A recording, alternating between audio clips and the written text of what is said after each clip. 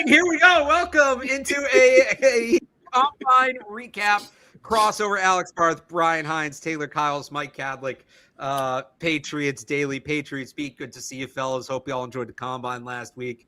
Did it go live or no? It's telling me an error occurred. Are we live? We're live. We're live. We got it. I'm gonna hit go live. Oh, it's just Taylor's Twitter is not working. Yeah, All right, yeah, so there we go. I don't know how to fix that. We are live. We are going to do a little combine recap here. This is going to kind of be rapid fire. So here's what we're going to do.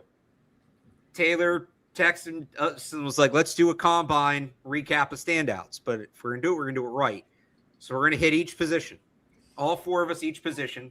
Now, I'm going to lay out some ground rules. Some will help. Some you guys might not like.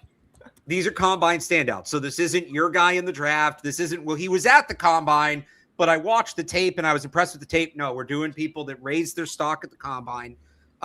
They don't have to be Patriots fits. That's preferred. But the reason I'm going to let us do anybody is because I want no repeats.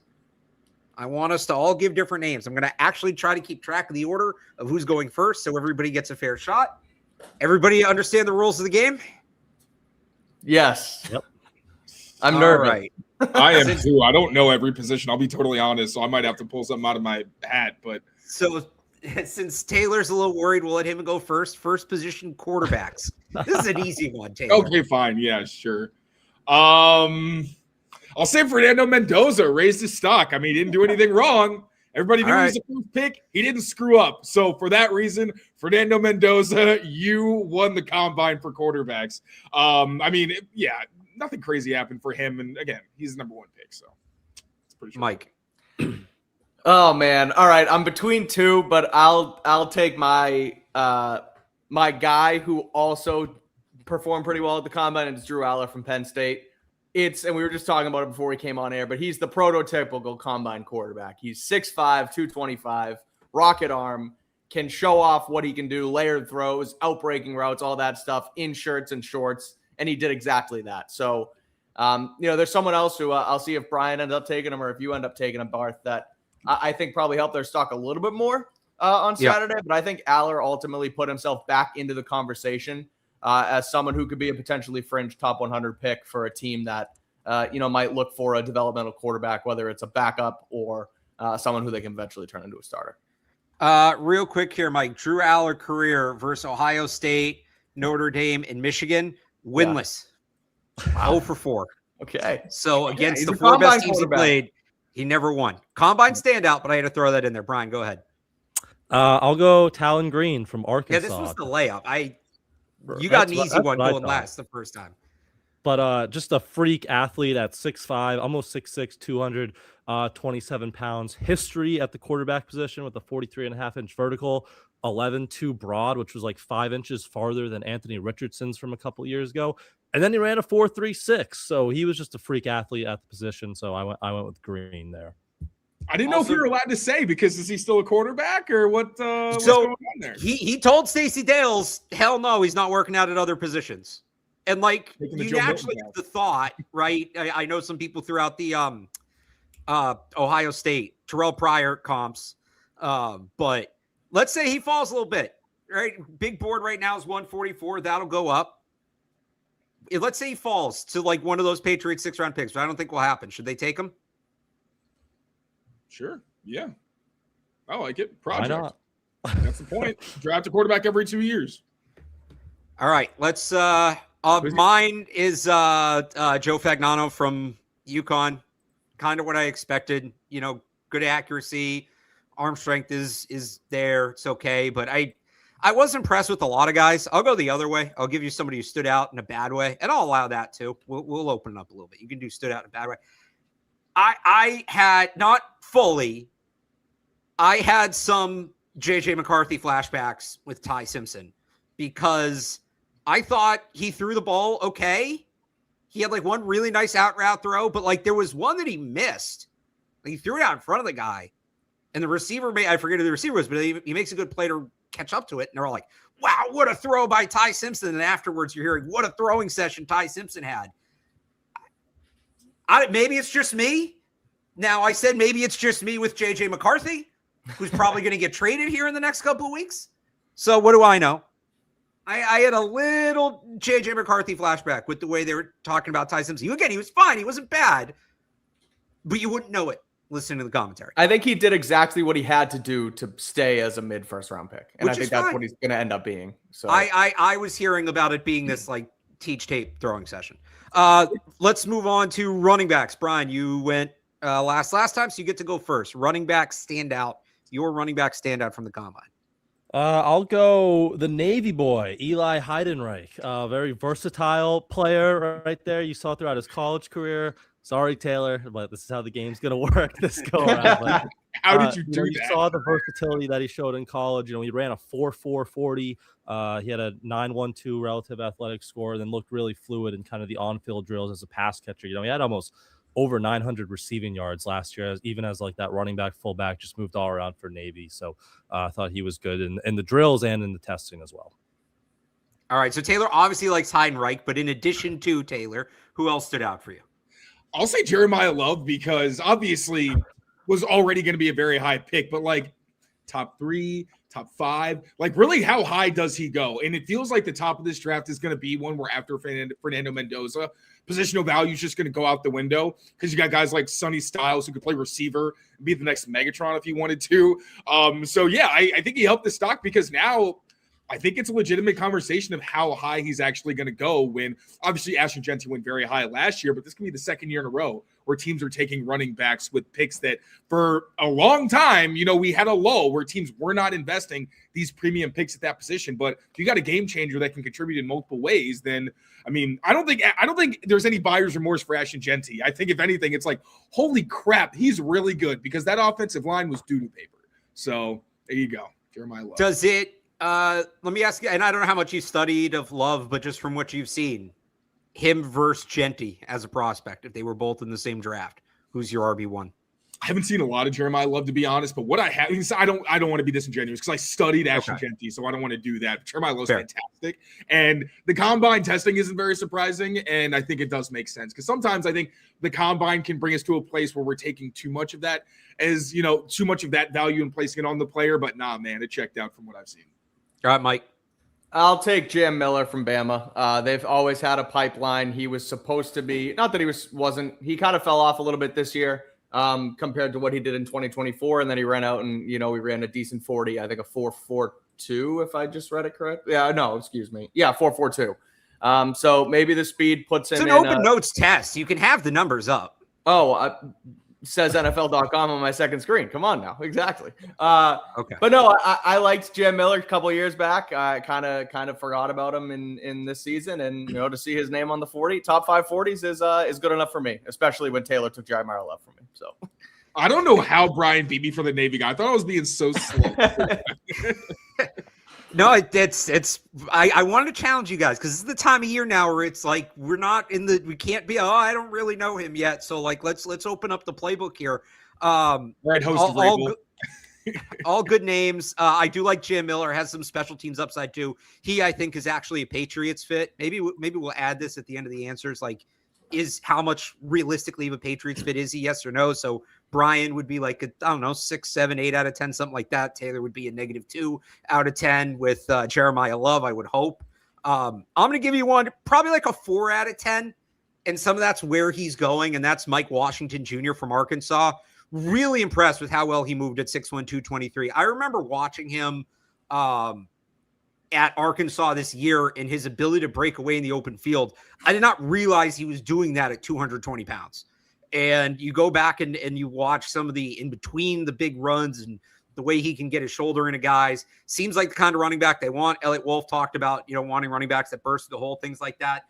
Might have performed himself out of the Patriots draft range, was already an early day 3 pick. I don't think they're going running back above 125, but let's say he ends up in that range. Like, if they're a little worried about what they saw from TreVeyon Henderson last year, I think you could justify Mike Washington at 125, but I don't think he's going to get there.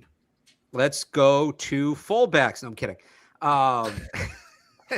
Well, you can include that in tight ends if anybody stood out to you. Let's go to wide receivers. Mike, you are up first. Brennan Thompson. I'm sticking with the 40 guys, but he came and people were wondering if he was going to potentially break the record. Now, he didn't get as high as what Xavier Worthy did last season. But he clocked in a 4.26, although he's only like 5'8", 170 or something. John Ross ran, broke the record, became a first-round pick. Xavier Worthy ran, broke the record, became a first-round pick. Now, I don't know if Brennan Thompson did enough at Mississippi State in order to ultimately put him in that range, but I think running that fast, as fast as he did, will give him at least a chance to be, a top 50, top 60 pick. I mean, that would be Taekwon was a projected mid-day 3 pick, ran a great 40, and it's the fast and thing, but we're just talking about combine standouts, and Bingo. You did a good job. 1 to 10, realistic fit for the Patriots. Oh, too small. 2.5. Yeah, I think that's probably about right. Brian. I will go. I feel like I know who Taylor's going to pick, so I'm going to pick another option, and I'm going to go. We'll see if I'm right, but I'll go Ted Hurst, Georgia State. Taylor, we were talking at the combine. What is his kind of explosiveness? You saw some of the Senior Bowl stuff off the line of scrimmage wasn't great. You can see on tape he's got that kind of build-up speed, but how does he need that kind of runway? And he went out and had a 4.4 2-second 40, which I wasn't really expecting. The explosive jumps, he had the best broad jump out of any wide receiver in the 97th percentile, and he's doing that at 6'4", 206. So this is a big-bodied outside receiver who can move a little bit. So some of his just athletic testing kind of caught me by surprise. So I think he's, that's what they kind of need, that outside receiver, big frame, would pair nice with Drake. So he's probably a day 2 guy. So I'd probably put that in the 7, 8 out of 10 range for the Patriots' needs, and if he would be a fit there. Taylor. Did you think I was going to go Brazel? Yes. No, actually. So I actually going Malachi Fields for the opposite reason. Brazel tests so well. Now I think he helped his stock, may potentially kind of bump himself out of the Patriots range, depending on how early they want to go at receiver. Malachi Fields is someone I like, not even someone I watched and thought he was necessarily a field stretcher because of his vertical speed, but really because he's got build-up speed as well. I think he could be really good off the line once he advances there a little bit. And obviously the size. So like size-wise, could see him in that Mac Hollinsy role. And I mean, he just ran a 4.6. So that's the kind of guy I think the Patriots are going to be able to get in the middle rounds, because you're not taking a guy, I don't think, in the second round who's running a 4.6 for you. So maybe he falls right into the Patriots' lap. If we're talking fit, so when I say the Mac Hollins role, I see the effort as a blocker, but I don't see the execution. He goes for kill shots or he'll push, but he doesn't actually sustain. I think that can be taught. So I would put him at like an 8, because I could see him at either outside receiver spot, maybe as a big slot at times. I don't think the speed is going to be a hindrance. I think that he's a guy where if you just give him a runway like Mac Hollins, he's going to eat that cushion very fast. So I already liked him before. I don't really care about the speed. I still think he can be a good player. I will say too, that's at this point in college football, the way the game has kind of evolved, it's true for about 90% of non-offensive line prospects in terms of, I think he has all the tools to be a blocker. He just doesn't know how to do it. That's pretty true across the board. Brian, you give us a number for Ted Hurst. 0 to 10, like likelihood fit. I said like 7 range, 7, 8 out of 10. You guys left me a lot of good ones. I thought you were going to narrow it down for me, because Brazel, I thought was very good. Skylar Bell, I thought had an excellent combine. Really impressed with what he did. The guy I am going to go with, though, if I can find his numbers here, I don't know whether I'm pulling up. There they are. Is Jeff Caldwell. Because if we're just doing combine standouts, so let's do like the thing, right? The big speed guy who's not just fast and maybe has a little jump ball ability. They're not getting Jordan Tyson, right? Then it's Chris Brazel is like your late first, early second round guy. Then it's maybe Malachi Fields, if we're going to like tier these guys in the draft. And then you get all the way down to the end of day 3, and you get to Jeff Caldwell, who's only played 1 year of FBS ball, only caught about 30 passes, but comes out at 6'5", 216, runs a 4.31 with a 42-inch vertical. Jeez. That's just absurd tools. Now, the guy's got a long way to go. But you got 4 6-round picks. And look, maybe he was kind of the one, I mentioned Taekwon earlier with Brennan Thompson. He was the one where my mind went like, oh, he's going to go from undrafted to a top 50 pick like that because of this combine. And maybe he does. I'd rather that not be the Patriots. But you're taking a flyer with a 6-round pick on a guy with those tools, I'm all in. I'll be interested to see how far he falls. So I'm going to go right in the middle in terms of like realistic odds and the fit and all of that. 5 out of 10. He seems to be the kind of player the Patriots are looking for. I just have no clue where he's going to go in the draft. But it will be fun talking about him for the next couple of weeks. Amit feels very similarly to you because he is texting us. Is that his guy this year? And in the private chat in this, that is his new Tory Horton. Pro Scout Amit. So should I assume that one's going to get clipped? I think so. Yeah. I think so. I wish I'd given Skylar Bell some love then, because I have not talked. I keep getting questions about Skylar Bell. I don't talk about him as much because I wasn't as familiar with him. I learned more like watching the combine, going back and looking at him. Really polished, well-rounded receiver. Really stood out. I don't know that he's quite what the Patriots are looking for. Somebody is going to do very well for themselves. Also, I'll throw one more because I like to receive. The NFL Stock Exchange did it. Sorry, my bad. The NFL Stock Exchange did a nice little job breaking him down in their receiver rankings like a month ago, and that's how he ended up on my radar. I'd like him as a potential slot guy for the Patriots. I haven't gotten to get to any tape on him, but just by hearing about his play style, I mean, he's 6 feet tall, right? Like 6 feet. Yeah, he's not. I thought he was a lot smaller. Right, because I know he's big, like precise and he's tough, but he looks kind of thin. But I mean, if they're not freaked out by the actual size, the play style, he sounds like he could be a nice like potential Demario Douglas replacement. That's kind of how I feel about Jeremy Bernard, who I thought had a good combine too. Surprisingly good route runner, him too. Yeah, and he ran well for his size. All right, that's a lot of receivers. Let's move on to a position that got there were a lot of arguments about this on Twitter after these guys worked out. So I'm interested to hear what you guys have to say. Tight ends, Taylor, you're first up. Who do you got? Who's your standout? I'm going with Oscar Delp because the testing at the combine revealed that he had a stress fracture in his foot that he played through while also being one of the most dynamic tight ends in college football. Not just played through, I don't think he knew. Didn't know about it. Yeah. That's insane. Absolutely insane. So as soon as I saw that, I looked up the picture of the x-ray machine because he is a Georgia dog, DAWG. Like, what a beast. And even when Mike Vrabel was talking about what they like at tight end, he mentioned how there's different skill sets, but also specifically about the evolution of blocking and being a move tight end and things like that. And Delp being such a versatile type of blocker, I was like, it feels like that's who you're talking about, where he can be a mismatch and kind of a weapon for you there. So I love this tight end class, and I think there's a lot of ways they can go. But I mean, put Oscar Delp on the radar for his toughness at least, because that is some badass shit to not know you had a stress fracture in your foot as a tight end. That's nuts. I think it might have been good for the Patriots because I think if he'd worked out, we'd be talking about him as a fringe top 50 pick right now. Mm-hmm. And instead, he's still in that third round, fourth round range. You haven't given a number yet. I'll give you one for Oscar Delp. 9 out of 10. The only thing that could convince me more, if somebody in the organization came to me and said, we're going to draft him, everything short of that, I believe he's a fit. He's within range for them, all of it. I was going to go 8.5, but screw it. 9. Let's go. 9 out of 10. Mike, give us the tight end. We're just going standout, right? Can be good or bad.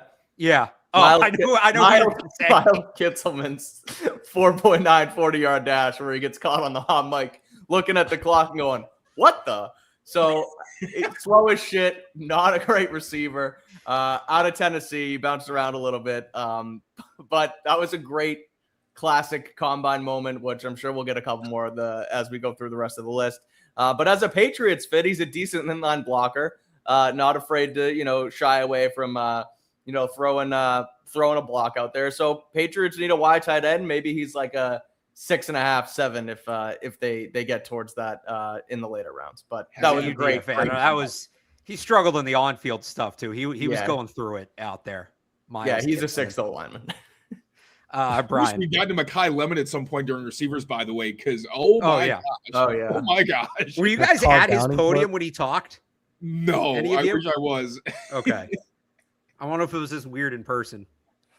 It looked like the snake from the Jungle Book. Do you buy that he had bad interviews and his stock's down, or is that just being weird on Twitter? Did you see the clip of Todd Downing where he tells everybody to run 3/4 speed and he doesn't even get close to the ball? And he walks. Oh, no, man. There's something Let's say he falls to 31. Should the Patriots take him? If you think you can fix him, no, I mean, that's harsh. It's a young guy, but if you think it's not that much of an issue and you can get it sorted out, hell yeah. All right, Brian. Would Todd Downing give the seal of approval at this point? Somebody had earlier. Where is it? Conspiracy theory. Todd Downing told Lemon something different, so it looked like he wasn't listening. I'm paraphrasing now. So I like that. Now we're talking. Brian, who's your tight end?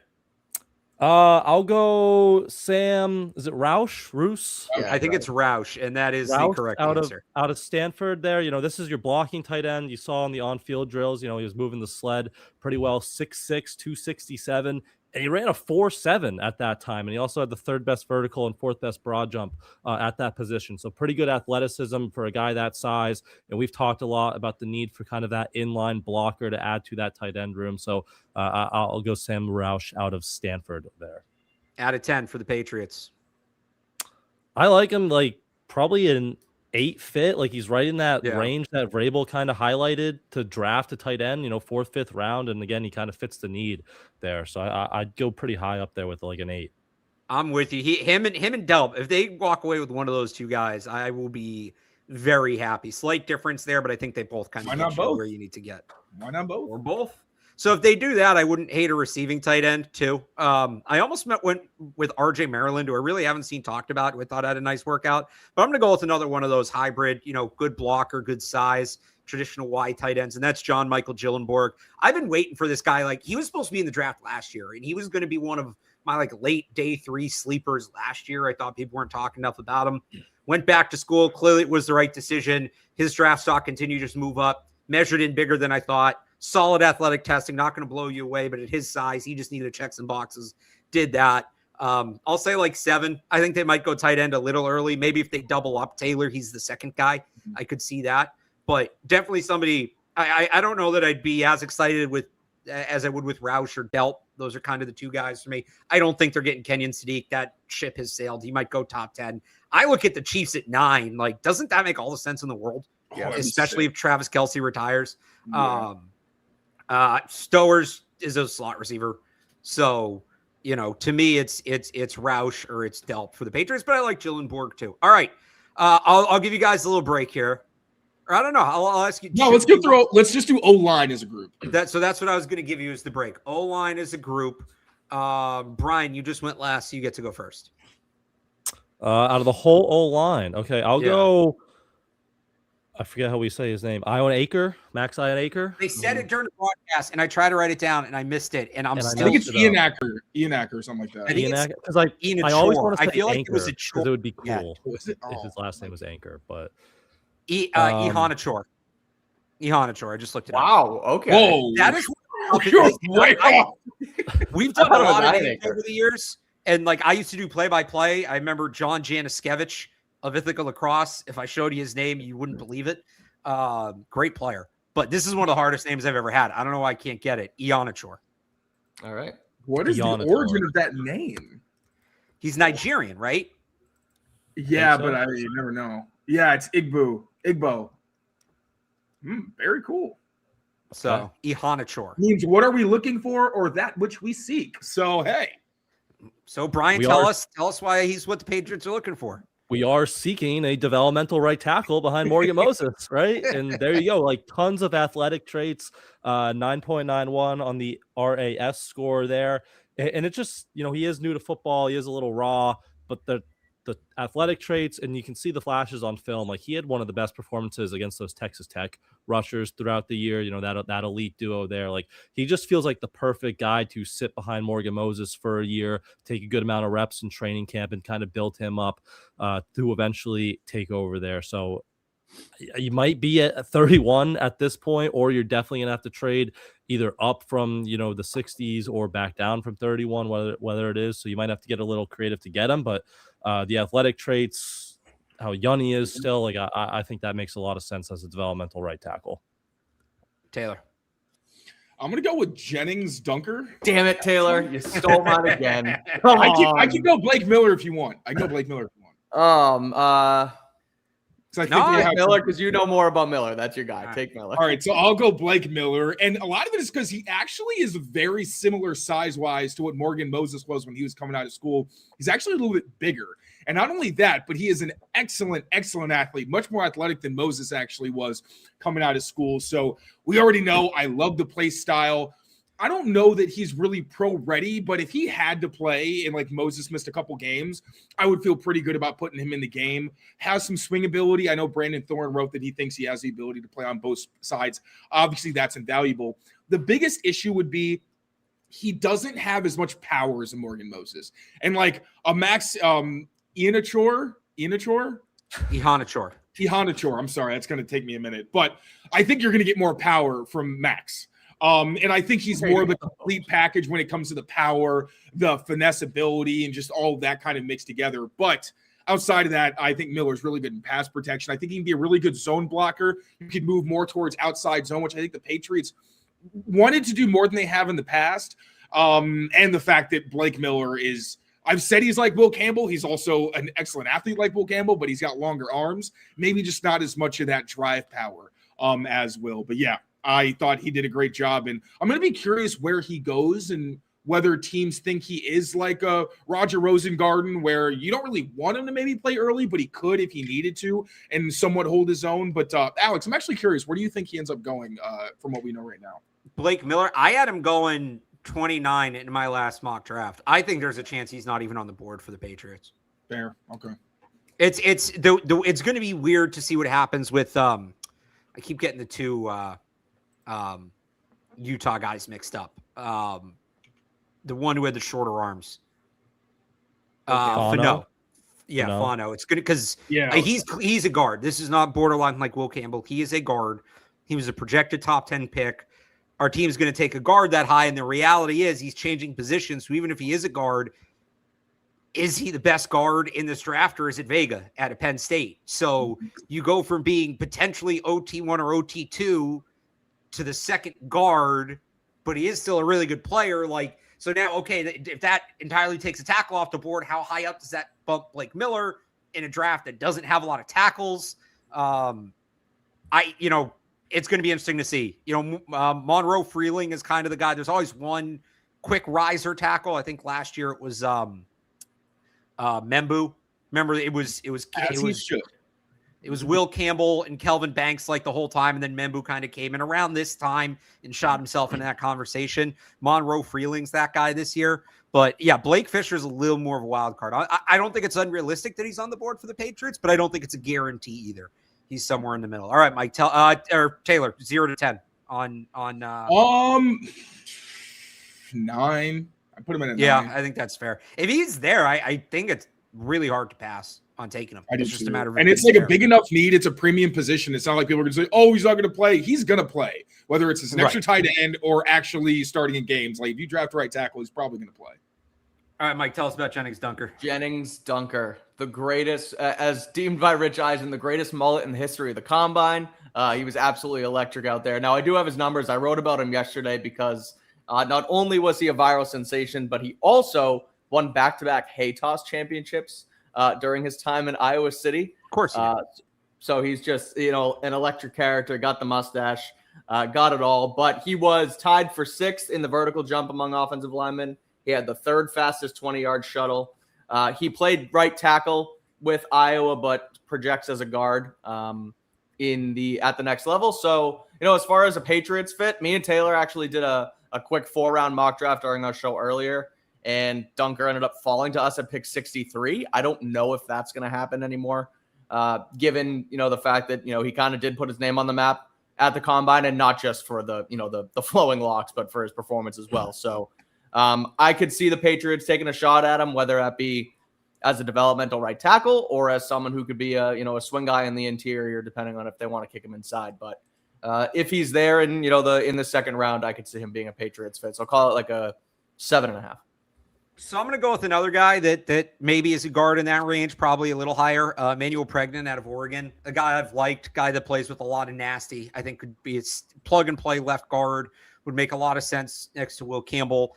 But what impressed me, he's a lot smoother mover than I thought. I thought he was like a pure bully ball power player. And, that's what the tape looks like, but maybe there's a little more there that's untapped that Oregon didn't really use. I was impressed with him, seeing the way he moved around.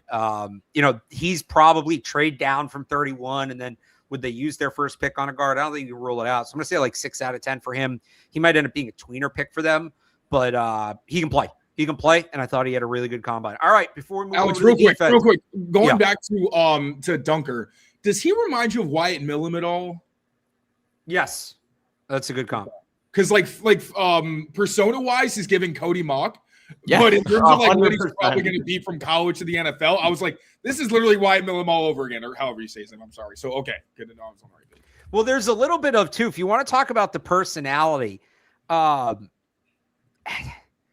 It's not 100%. I'm struggling to find the comp. Again, this is just personality, but it's not entirely personality because I think this guy's personality got him in a little trouble just in the league. There's a little bit of Chase Winovich from what I've read about him. Remember how Chase Winovich was just interested in random stuff?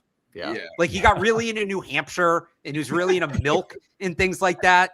Like I think there's, from what I've read about Jennings Dunker, he's a really big, he calls himself a bookworm. Like he's really into reading and he's really like, there's a lot. And that's true for a lot of these guys. I love the stuff from Vega about baking. I don't know if you saw Stacey Dales talking to him about that. If he somehow comes to the Patriots, that's the most obvious collaboration of all time. Oh my God. But like, I think Jennings Dunker's like a big personality too. Wasn't Cody he doesn't Maw just look the part. Cody Maw was a tackle turn guard too, wasn't he? Oh yeah. Didn't he play on the outside at North Dakota? Yeah, I thought so.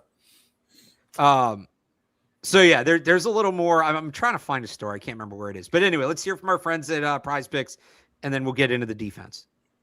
All right, as you guys know, every episode of Pat's Daily and Patriots Beat is powered by our friends over at Prize Picks. Shoot your shot now on Prize Picks and get $50 instantly in lineups when you play your first $5. That's right, Prize Picks is now giving you $50 in lineups when you sign up and play your first $5 today. Prize Picks makes every dunk, every dime, and every board that much more exciting. So don't miss the chance to get started on America's #1 sports app for picks.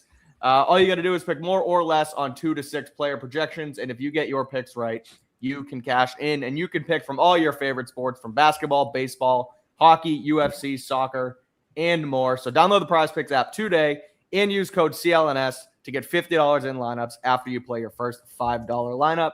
That is code CLNS to get $50 in lineups after you play your first $5 lineup. Prize Picks, it's good to be right. Yeah, here, I found it. There's a piece in The Athletic that called him a bail-tossing bookworm. There you go. And the quote from one of his friends was, he's actually a bookworm. He was a nerd in middle school. He's always the top kid, not only his class, but the entire school. He was a nonstop reader, and probably so much to the extent that he was actually a distraction to teachers in class. Rather than doing a math assignment, for example, he'd always have a book in his hand.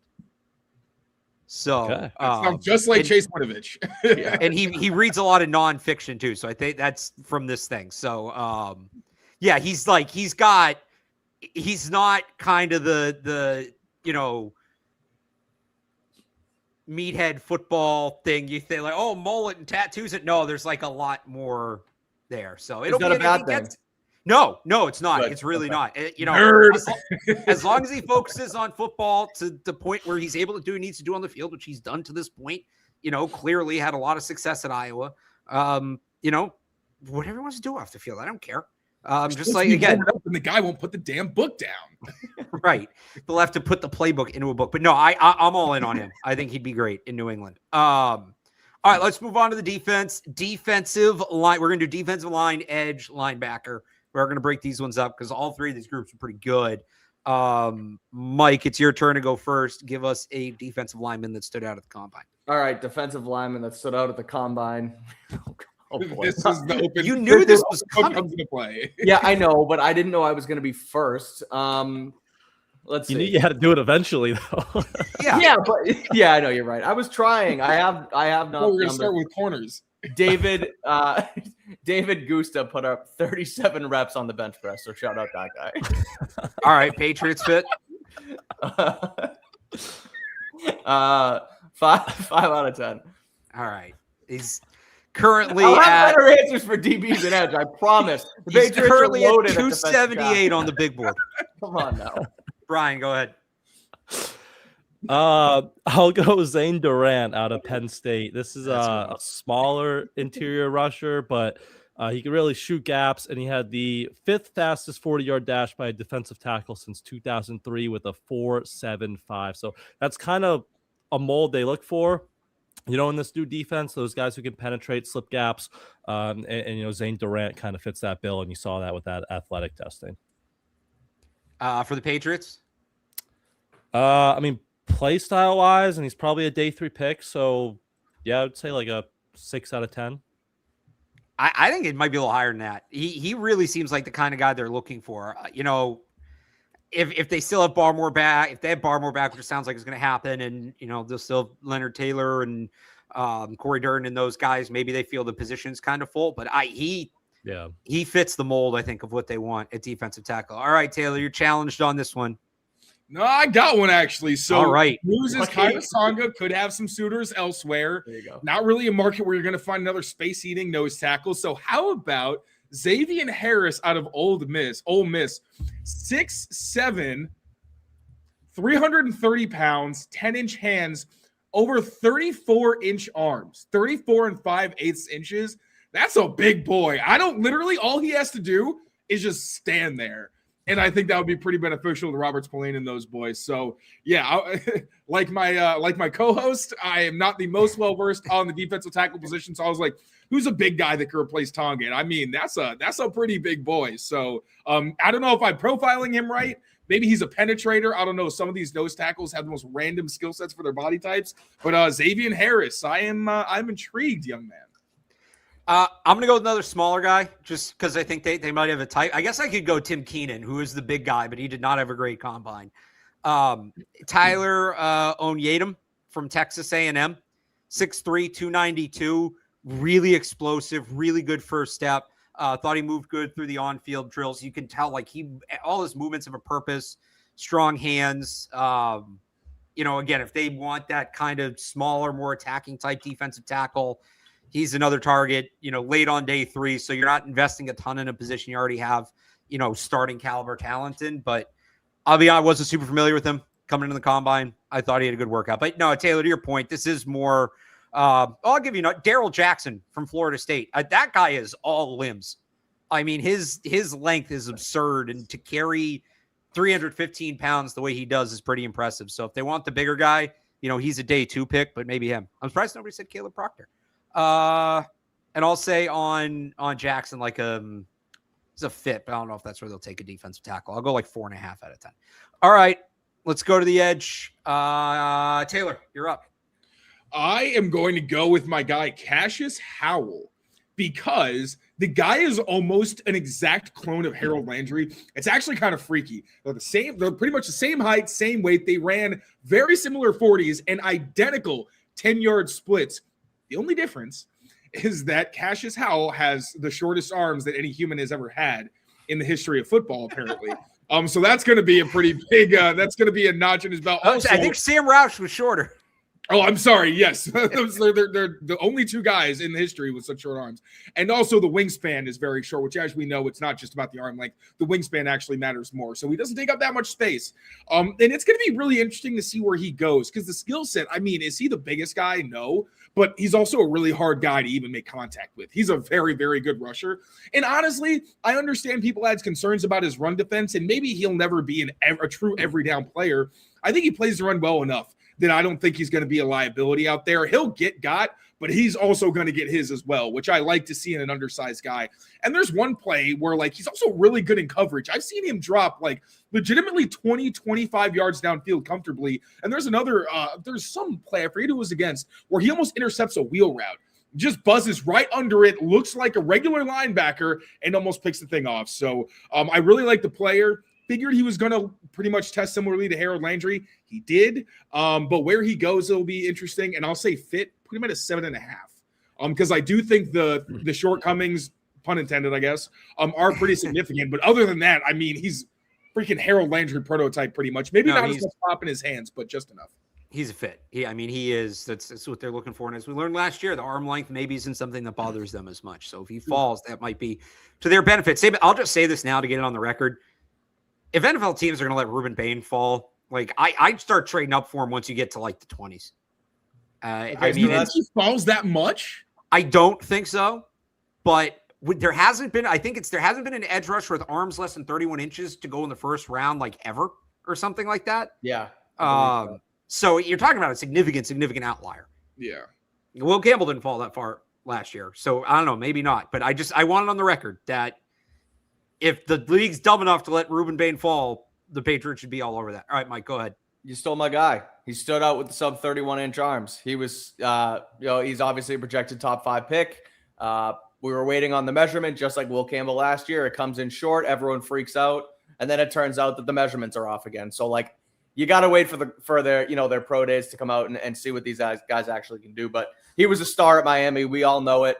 And someone who, you thought that if he did come in at sub 31 like he did, that his draft stock could take a tumble, but I don't feel like it's going to. I feel like we talked about it. I feel like it stood out because of that. But at the end of the day, he's going to go that high because he's just that good. So I'll ask you guys this just kind of collectively, because probably not a fit for the Patriots, right? We just talked about it. But as we said last year, like arm length is not a determining factor, but it can be a tiebreaker. I kind of being facetious when I say if he falls to 31, so be it. But like, could it cost him a couple spots? And I think where the conversation really comes in, David Bailey had an excellent combine, and he has flown up boards going back to September, not including the Ohio State guys who are just absolute freaks and aliens and, whatever you want to call them. Who's the better edge rusher? You're on the board at the top of the draft. You need an edge. Bailey and Bain are both on the board. Who are you taking? Ooh, I think I like David Bailey. I think. Okay. Brian, you want to break this tie? I don't know. Probably just like I've only watched just live college football watching throughout the year. Probably David Bailey, but that's a tough choice. I think I'd still take Bain, but I wouldn't be surprised if like you want to talk about how far is he going to fall because of his arms. That might be it. Is Arvell Reese is going to go ahead of him. He'll be the first edge guy, linebacker, whatever. Right? Does it go Bailey Bain instead of Bain Bailey, and is that the price for the short arms? I could see that, but it might not be. Like I don't think that's a guarantee or anything, and he should go before Keldrick Falk for sure. So, Brian, you still haven't given us your edge guy. Someone I liked coming into the week as like maybe a round 3-4 option was Malachi Lawrence out of UCF, and now I'm worried that like he could be in consideration at pick 62 there in the second round, because I heard he had a really good Shrine Bowl earlier in this offseason as well, and then he come in and really dominated the combine, explosive 4.52 40-yard dash, 10-yard split in the 89th percentile. And Taylor, you mentioned with Howell, kind of this mold of edge rushers that the Patriots have pretty much tell us they like with size, and Lawrence falls right into that bucket at 6'4", 253. So the mold they want, the type of player they want, explosive with the testing. So he's kind of dominated this whole pre-draft cycle so far, and he could seriously be in play in that, late second round, I would say. So I'd put him, about maybe 7 out of 10, 8 out of 10 for a fit for the Patriots. I didn't know he was a former linebacker also. I was trying to find film. All I had was 2024. I was like, oh, he lines up everywhere. And then I was like, oh, no, something is wrong. And then realized I was a season behind. But that was pretty cool, too. Well, it's tough because, like, I'd watch him. Taylor, I texted you about this. Like, it looks really good. And then you look at the tackles that he played, and it's like, oh, these guys all kind of suck. I'm talking about 2025. So, like, how real is this? And Combine's kind of how you start to sort those guys out. Is like, okay, well, it's not like he was just, there's something here that he's a step above. Brian, I'm with you. Let's say they go Blake Fisher or, somebody else at 31, not an edge, one of these receivers. I think it's 1 and 2 guys on day 2 to kind of, even if they sign an edge, I think they're going to double dip. I think maybe 3. I think Malachi Lawrence is a strong option. Another one is to need Dennis Sutton, who's my standout. This is a guy I've obviously been big on for a little bit, going back to last year's cycle. The dentist, I kind of gets projected as a power player, a pure power player. He's not gonna, he's not a speed rusher. That's not going to be his primary tool, but I think he's quicker than people give him credit for. And I think he showed that a little bit in the combine, a little more well-rounded than maybe people were recognizing. And he's a guy that had a good 2024, really good 2024, took a step back. It's true for a couple of these edge guys. TJ Parker's another one. But you got to look at, the program as a whole. Like Clemson sucked last year. Penn State completely fell apart. Of course, that's going to impact his production. So, he needs to remind people who player he was in 2024. I think he did that. The third guy I'd give, I don't even remember him working out. If he did, he didn't do a lot. But just in that conversation is Gabe Akis out of Illinois. But Taylor, you had a thought on TJ Parker? Yeah, so it feels like there's a similar kind of player who's a power rusher who everyone's like, oh, they're more than that, but they're not great at like finesse rushing. Zion Young, TJ Parker, and Danny Dennis Sutton feel like they're all in that same mold of like they are athletic for what they are. Yeah. But it's like, okay, but you're saying they're athletic for that, but they're not like elite athletes. And my one problem with Zion Young is what they talk about, the first step explosiveness, explosiveness. It's like, all of those guys, it's like, I'm not quite sure it's there to the degree of I'd be comfortable taking them early, obviously with Sutton and maybe even TJ Parker you're talking about a little later. But do you feel they're in a similar kind of range of that type of guy who's more of a power rusher who maybe he can do more, but you're talking about like an elite run stopper and probably just a really good pass rusher and not an elite pass rusher? Parker's weird because he like changed his body and tried to reinvent his game last year. I don't know what the hell's going on with him. Yeah. He's almost more to an extreme of what you're saying. Mm-hmm. But I see where you're coming from. And the other ones, Akis, DDS, like kind of similar. Zion Young also didn't play a ton of stand-up in college. I think he can. Did you see that wave drill? So, I think he can, but he didn't. So right. He's a true D end. Yeah. It'll be interesting to see how that carries over. But no, there's definitely some guys like that. But look, if they go out and they get like one of these speed rushers in free agency, and you're talking about somebody playing on the strong side, I'd take any of these guys. Nobody said Romello Height. I thought he had a good combine, but it is a Patriots fit. But we'll move on. Linebackers. Taylor, you just went last, so you get. Oh no, Brian. Who went last? Brian went last. I think I went last. Yeah, so Brian, you get to go first. At a lot of good options here. This was a very, very, very impressive position. And I feel like I had two, and I feel like Mike's going to pick one, and Taylor's Hang on, I'm just going to do this. Sonny Styles and Arvell Reese are freaks. Like, we all saw it. The Patriots aren't getting them. They're going top 10. I'm taking them off the table. We also don't know if they're linebackers. You took Styles off the table? That's not taking fair. them off the table. They're the overall combine winners. I was going to say Mike's going to take one of my guys, Taylor's going to take the other, and I was going to go Sonny Styles just because the running like that, built like Calvin Johnson, was an absolute freak. But I'll decide between one of the two.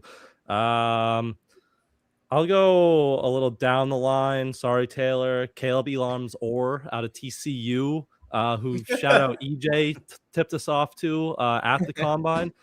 Yep, there he goes.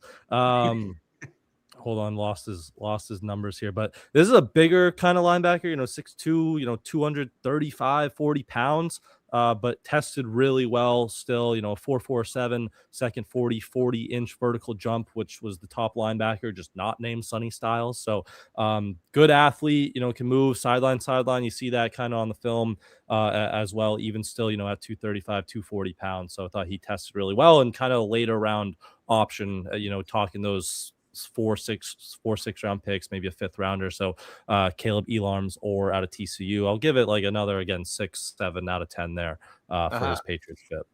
And for where he's expected to go to, like later day 3 pick, not somewhere you have to make significant investment. All right, Taylor. I'm going to say Jacob Rodriguez, but I would like for you to actually dive into it more because I'm not super familiar with his game. Now I am, because he ranked 4th in athleticism testing and overall testing among linebackers. So I would like to hear more about him and where you guys actually think he's going to go. When we did our mock, I think he was one of the options in the 2nd round or something like that. Yeah. And I'm just curious because I don't think they need to take a linebacker anywhere near there, but I'm curious about the rise of one Jacob Rodriguez. Did you just hit me with the Uno reverse? Hell yeah, I did. You're not gonna let me talk about the guys I want to talk about. So I'm gonna make you talk about it. I love talking about Jacob Rodriguez. I'm fine. Same, that was my guy, Brian. Did you think I was taking him? Yes, that's where I thought you were going. Come on. So I caveat, for people who have followed the show going back to when Evan hosted, I have a soft spot for players that used to play quarterback. I generally like those players. I like how they see the game. I think that there's a unique element that comes with that. So Jacob Rodriguez was former quarterback, moved to linebacker. He checks so many boxes, Taylor, for the Patriots and just in general. Really technically sound, good technique, very smart player, gets the football. You guys have all heard my rant about how I want playmakers, forces a ton of fumbles. He's excellent in that regard. It's funny, the one thing coming in, like the question coming into the combine was, how athletic is he? Is he kind of more old school? And he's like 240 pounds. He's going to stand off the line of scrimmage. He's going to come downhill. I think he cut some weight, which was smart. He'll probably put some of that back on before the season started. Comes in at 6'1", 231 and tests outstanding. So I think at this point, 63 for the Patriots might be unrealistic. that's just the reality of her. 62, whatever it is, 63. I don't know why I can't get that right, but like he might be. So I still think CJ Allen's ahead of him. I still think the Ohio State guys obviously at the top. CJ Allen is better. CJ Allen's an unreal player. I think Jacob Rodriguez is in, the LB2, however you want to qualify the Ohio State guys, LB2 conversation with Anthony Hill and Jake Golday, who were good at the combine. But I think he's a really good player. And for the Patriots especially, you put him next to Robert Spillane, he's going to give you some ability and coverage. He's going to hunt the football, whereas Robert Spillane's going to be more the conservative, safer option. I think those two would play off each other well. Not the pure coverage linebacker I'm maybe looking for. And yeah, maybe it's a little higher than they in theory should take a linebacker. But you're getting a really good football player who's going to play a lot. And at the end of the day, you're going to make your team better. We got to see what they do in free agency, but I love his fit for the Patriots. And the fact that I felt that way before the combine. And then to see the athletic testing is like, wow, he might be one of them ones. He might be really good. So I'm a fan of his. So good call, Taylor. Fantastic. I'm excited for you to dig into the tape. I'm curious what you find. Mike, who's your guy? I wish I could have just went and asked you about Jacob Rodriguez. That we were going to pick him in the mock. I mentioned him a couple weeks ago on the crossover, but hey, that's okay. I'll throw Anthony Hill Jr. into the mix, Barth. You already mentioned him, but he was basically the runner-up as, the second athlete behind Sonny Styles. He only played 10 games at Texas this year, missed some time with a hand injury, but was considered to be one of the best backers in the in college football, and then showed up at the combine and did just that. So I will throw his name into the mix. He was I'll give you guys some numbers so that 4'5", 140, a 37-inch vertical, had a broad of 10.5, and also put up 21 reps on the bench press. So obviously can do it all, and was a stud in the middle of the Longhorns defense in the SEC. So I'm going to go with, and not just because somebody in the comments has mentioned this guy about 20 times. I actually am a fan of this player. I thought he had a good combine. I am going to go with Kyle Lewis from Pitt. Some questions coming in. Is he a linebacker? Is he a safety? Measured in at 6'2", 220. So definitely has an ability to play in the box. He's probably a situational player. I don't think he's a guy you're going to play, a ton on early downs, but for what you're going to get out of him as a coverage linebacker or a big safety, I think is fantastic. Really smart guy. Again, knows for the football, really twitchy. So he can hang with running backs and tight ends, and he can cut with them and mirror routes and things like that. And you want a true coverage guy next to Spillane, or an opportunity to do some of that. Like, it's a copycat league, right? Everybody's going to be looking for their Nick Eamon-Worry, and to get into these big 3 safety sets, that sort of things. I'm not saying he's going to be Nick Eamon-Worry. I don't think he is. Like, Nick Eamon-Worry ran a 4.3 at like 230 pounds. Kyle Lewis ran a 4.5 at 220. It was more his agility testing was really good. He had a sub 7.3 cone, but for all the trouble the Patriots, remember the theory, like the Patriots weren't playing more man, not because of their corners, but because they didn't trust their linebackers and safeties in man coverage on the running backs and tight ends. You're not gonna have to worry about that with Kyle Lewis on your football team. So late day 2 pick, but he I think opens up. He's gonna make everybody else on the defense better, because he's gonna take responsibilities off of guys' plates that they probably shouldn't be handling. So I thought he did what he needed to do testing, and 6.5, 7 out of 10 fit for the Patriots for where he's supposed to go for what he does. I think is a good fit. Any last thoughts on the linebackers? No, I thought somebody was almost cut me off in there. All right. Taylor wants to just defensive backs, and we are at 53 minutes. So I've tortured you guys enough. Call it just defensive backs. I'll tell you what, Brian, Mike, if you want to give a corner and a safety, you can give a corner and a safety on your turn. But Mike, it is your turn to go first. Lorenzo Styles Jr., the other Styles brother, ran a 4.27 at safety. Did I take Taylor's DB? How? It's okay. Combine standouts. They're talking about both the Styles brothers. He's I don't think he tested out too great at much else, but he was run a 4.27. If you can run that fast, you're gonna give yourself at least a chance in the league, whether it be as a draft pick or as a UDFA. So don't know if the Pats will take him, but he stood out to me with how fast he ran. So. Mike, would you want the Patriots to take him? Yeah, they need some safety help, so I would take a shot at him. I mean, he's got the genes of obviously the Styles family, and he's like I said, fast as shit. So yeah, if it gets to the sixth round, you want to whatever, take a flyer on him. But yeah, why not? Brian. I'll go early round guy. One of my guys, Dylan Thieneman out of Oregon, the safety. I thought he was going to kill it coming into the week. You can tell on the tape like how rangy and athletic he is. But he even kind of blew my expectations out of the water with a 4.35 40, 1.52 10-yard split. And he also had like a highly like 95th, 96th percentile, vertical and broad jumps as well. So he might have played himself out of 31, which is unfortunate. Like, I wouldn't be surprised if he is a top 20 pick now, but it is a good safety class. There's a couple other options, and maybe a team, prefers like the Emmanuel McNeil Warren, someone who can, bigger guy, plays down more in the box at times. So maybe there's a chance Thieneman slips to 31. And if he does, I would be all in on that pick. You even look at the on-field workouts in the combine, just how fluid he is, changing directions, turning in his hips, flipping his hips, and things like that. So I think safety's a need, even, if Jalen Hawkins maybe comes back, and if Thieneman is on the board there at 31, I would be all in favor of that. So I'd give it like an 8, 9 out of 10, just to the fact that he probably is going to be a top 20, 25 pick now at this point. I'm going to throw this in that might put him also out of the range. And I'm sorry if I missed this earlier today. It looks like this was written earlier.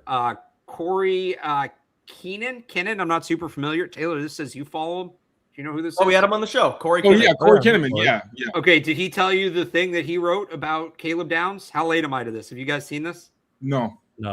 I was so I'm reading from him here. Ending on a bummer here, as told by an NFC scout that Ohio State all-class safety Caleb Downs flagged a couple medical issues, which blah, blah, blah, includes being flagged with a potentially degenerative ACL. Oh, so that's not good. I think he's the best overall player in the draft, but if that's a thing, that's going to really hurt his stock. Yeah. And much. You're still going to get a contract out of him, but.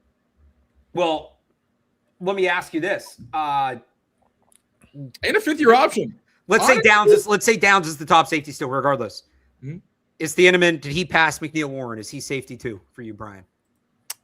I think so. I think a lot of it could come down to fit, though, because they're a little different. Like, I think, McNeil Warren still has some decent range, but he'll probably be better playing more down at the line of scrimmage. Thieneman can do a little bit of both. So I'd go Thieneman. I think he would translate better to the Patriots.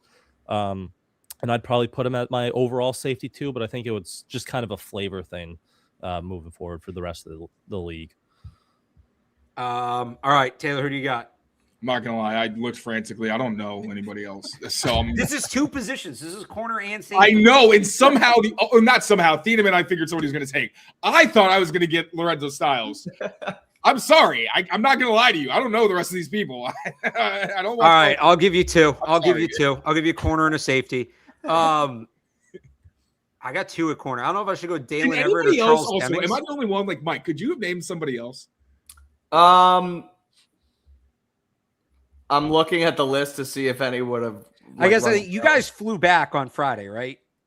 Yeah. I literally got to my house at 4:00 in the morning. Late Thursday night, Friday morning. All right, so you guys. I know Thieneman. I know Bud Clark. Clark. I had a guy, Charles Demings, too. Stephen F. Austin. Charles Demings had a good one. 997 RAS, something like that. Something insane. He was excellent. He should be on the radar. Dalen Everett's another one. I love the idea, like you draft him. If he'll still be there at the top of the fourth round, I don't know if he will be now, but if he is, you draft him. He's your third guy after on the boundary after Gonzalez and Carlton Davis. And then next year, when there's no more guaranteed money on Carlton Davis' contract, you move on from him. And Dalen Everett, your second corner, I think he has that upside. The safety that stood out to me, though, I saw nobody talk about this guy, so maybe I saw the wrong thing, was VJ Payne from Kansas State. Just effortless mover, gliding around the field. I thought his change of direction, all that, the way he flipped his hips, good size as well at the position. Give me a second here. It clicked off it. I know he's 6'3", 206, 34-inch arms. So he's big, he's long. He ran a 4.4 flat. Another one of these hybrid safeties. I think if you put him next to a guy like Craig Woodson, two safeties that can play all over the field, you might have a lot of fun with that. So he's supposed to go early on day 3, or late on day 3, sorry, but he'll probably go earlier than that. That's my guy. All right, we'll wrap it up. Kickers and punters. I just want to see. I was going to make that joke. They didn't even show the workouts.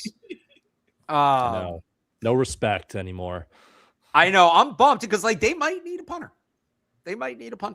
But before we wrap it up here, we'll go across the line. Taylor, we'll start with you since I tortured you through this little show. Prospects, things that were said, things that were reported, whatever, like final thought from the combine that you want to get into.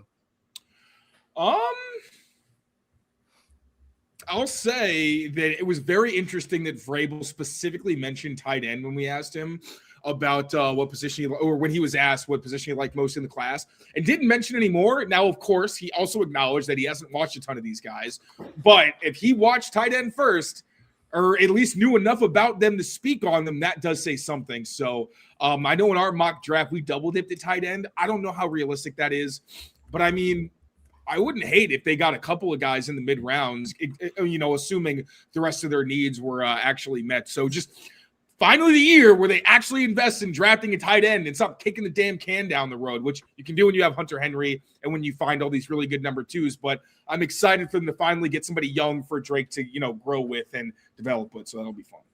Mike. I love that Vrabel is, just as behind as I am trying to learn the draft prospects. That was really encouraging. And no, the wide receiver position is going to be obviously interesting over the coming weeks. The AJ Brown situation coming to light. Alec Pierce potentially not getting tagged with the Daniel Jones situation. We'll see if they can land someone, but I think that it's become clear that they're going to be in the mix for AJ Brown. It sounds like he's going to be dealt. What he goes for is probably the biggest storyline, not just Patriots-wise, but across the entire NFL heading into next week. Brian?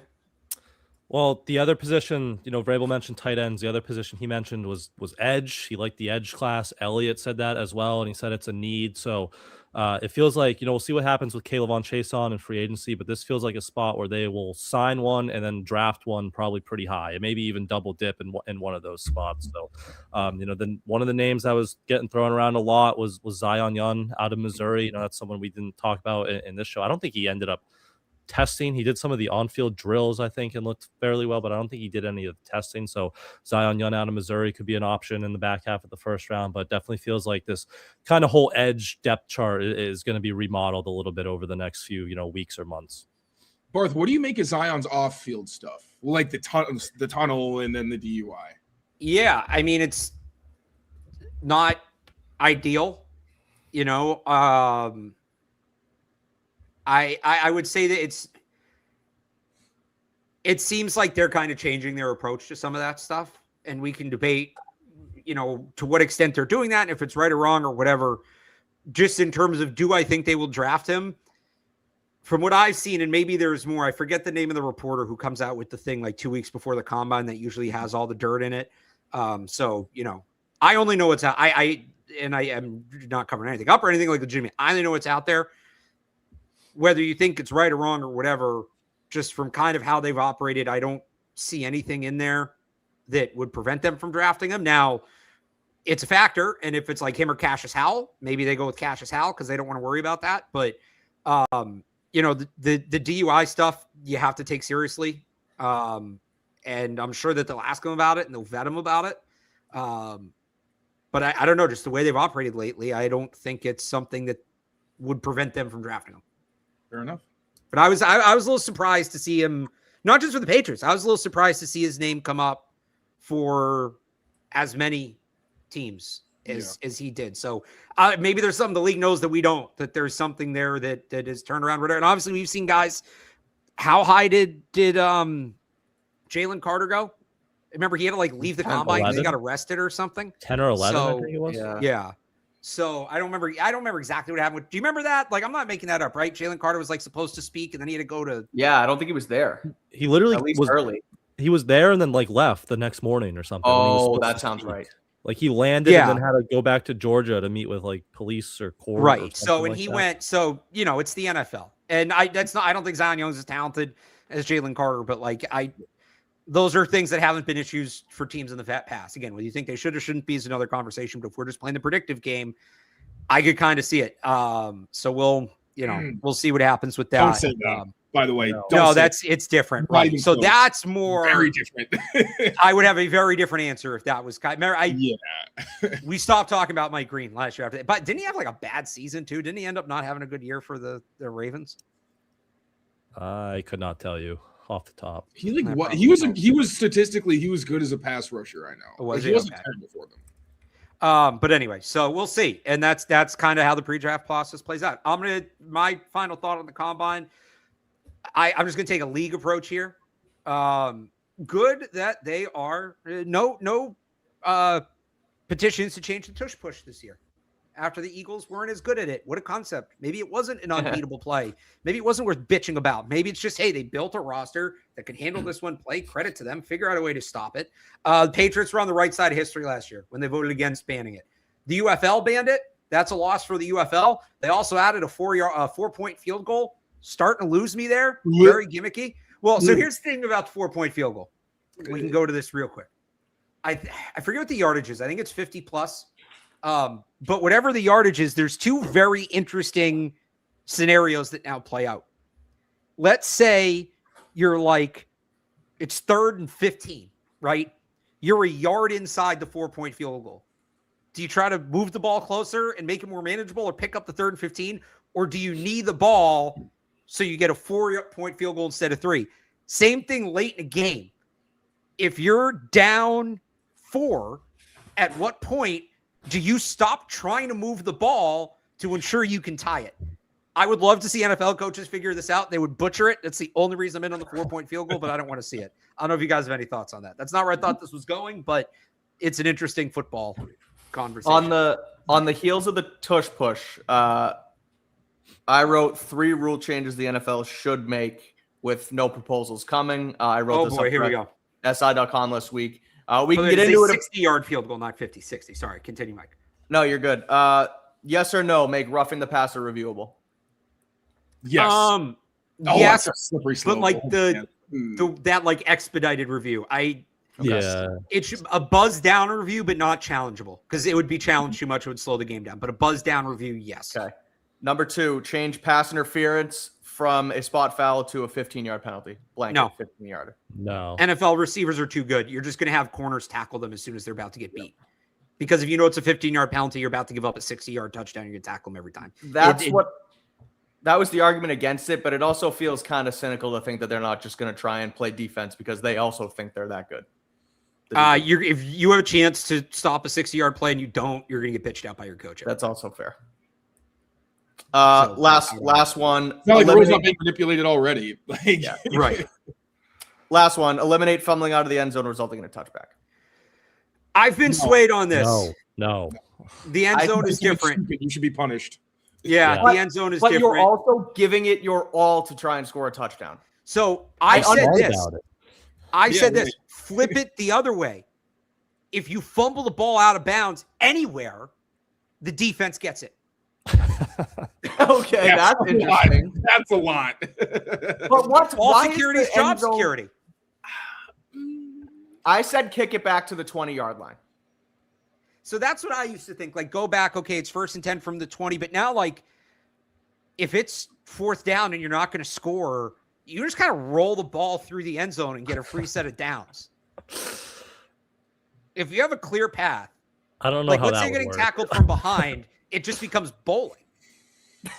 Well, no, because you can't advance a fumble.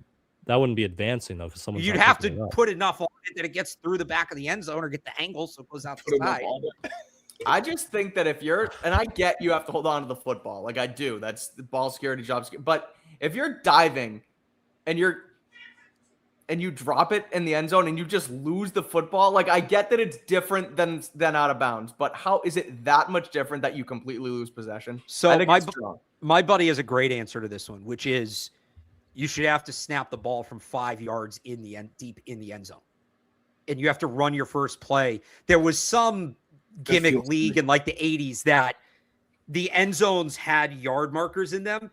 And so the field for each team was essentially 110 yards. So you could start as far back as like your own end line. And once you scored, you scored. You didn't have to advance the ball offensively in your end zone, but like there were, and I'm not saying they should do this. It's just a fascinating thing. you have to start it. It's essentially first and 15. So his thing was like the first down's at the 10-yard line, but you're taking the snap 5 yards deep in the end zone. And if you don't get out on your first play, unless it's like an incomplete pass, like if you get tackled in there, it's a safety. This is some sicko stuff. All right, I'm going to narrow it down. I was like, oh my God, we're at 109 talking about. I'm going to narrow it down to this before we wrap it up. You have to choose one or two. My proposal or Mike's proposal. Fumble out of the end zone means first and 10 from the 20 for the offense, or the rule stays the way it is, but it's true everywhere on the field. If you fumble out of bounds, the defense gets the ball. Would you have to pick one? I'll do Barth's rule. Punish Brian? the offense for losing the ball. I don't hate it. Yeah. I want to punish the offense. Defense matters still too. That's why I did the change it to a 15-yard penalty. Give the defense a break for once. We can debate this. All I know is they shouldn't be snapping the ball in the end zone. I just want to share that because my buddy talks about that idea. Yeah, that's insane. It's That's ridiculous. a lot. It would be a very exciting play, but it's ridiculous. Yeah. All right, we'll wrap it up there. Taylor, Mike, what do you have coming the rest of this week? We are going to be interviewing a couple of my pals from Sumer Sports, talking about some of their thoughts on the combine, positions that the Patriots are going to need to address, and fun stuff like the metrics they think matter most, who they think the best Patriots fits are. So that'll be good. And also we'll be doing a series this week breaking down free agents, specifically at edge rusher, tight end, and safety. See who the Patriots' top free agent options are at those spots that still need starters. Also fullback. Very sneaky need for the Patriots. Two of the best fullbacks in the NFL are currently on the market, so we'll be breaking those down throughout the week. And Brian and I will be back on Thursday. We'll have a free agent preview, and then next week, free agency gets underway. So a ton coming. Make sure to subscribe to the channel, of course. You can find Brian's work on patspulpit.com, Taylor on CLNSmedia.com, Mike on SI.com, myself on 98.5thesportshub.com. Until the next one, for Brian Hines, Taylor Kyles, and Mike Kadlick, I'm Alex Barth. Thanks for tuning in.